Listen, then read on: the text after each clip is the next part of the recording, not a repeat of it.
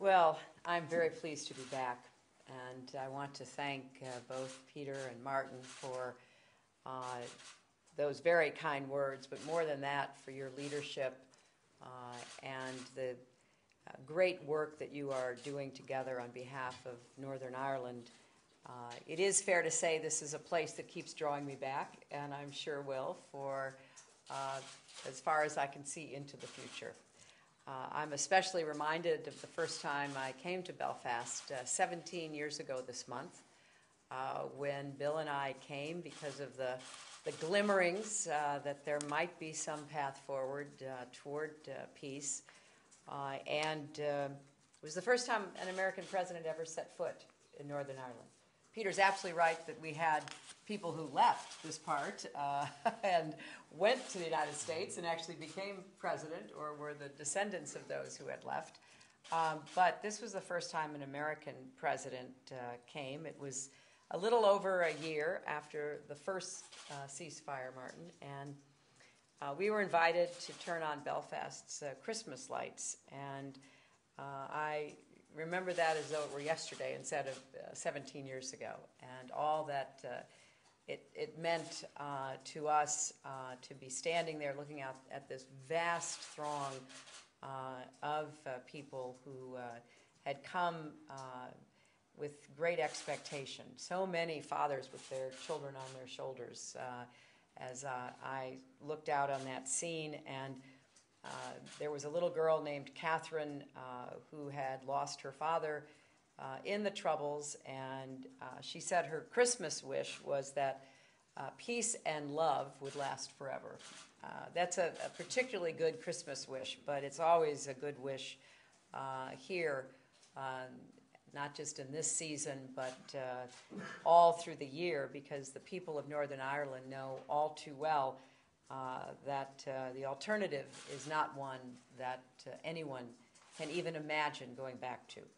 But peace does take sacrifice and compromise and vigilance day after day. And we've seen that again this week, that the work is not complete because we have seen violence break out again. And I join with both Peter and Martin and all the leaders and citizens who have condemned the recent attacks here in Belfast and around the whole area.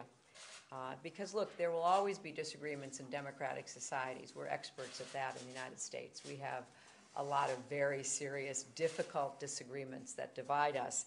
But violence is never an acceptable response to those disagreements. And I strongly endorse what Peter and Martin have said, that all parties need to confront the remaining challenges of sectarian division peacefully and together. I'll have more to say about that when I speak at a lunch hosted by the Ireland Funds. The United States has been proud to be your partner for more than 2 decades now. We've worked to try to help build not only a future of peace, but one of prosperity. In fact, the United States has supported the political process, providing more than $530 million in assistance through the International Fund for Ireland. And we have also tried to make it clear that we think what is important here is that people have a chance to see the benefits of peace, that they get an opportunity to have a better life for themselves and certainly for their children. I think that there will be a lot of ways that we can work together to spur economic growth.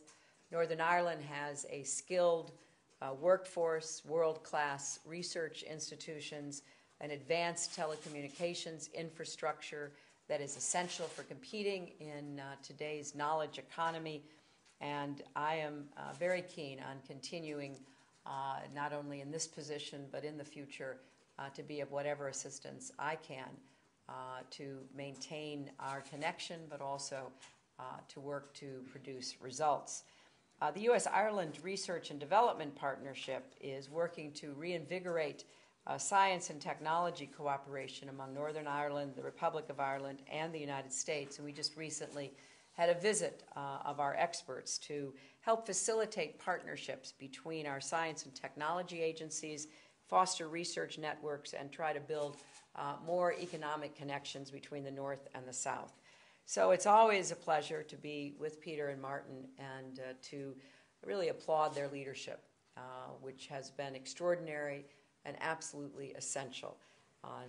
No more so than right now. And I think you've got so much to work toward that is positive and moving toward creating the kind of future that people have been working toward, and I'm very confident that you will continue to make progress together. Thank you.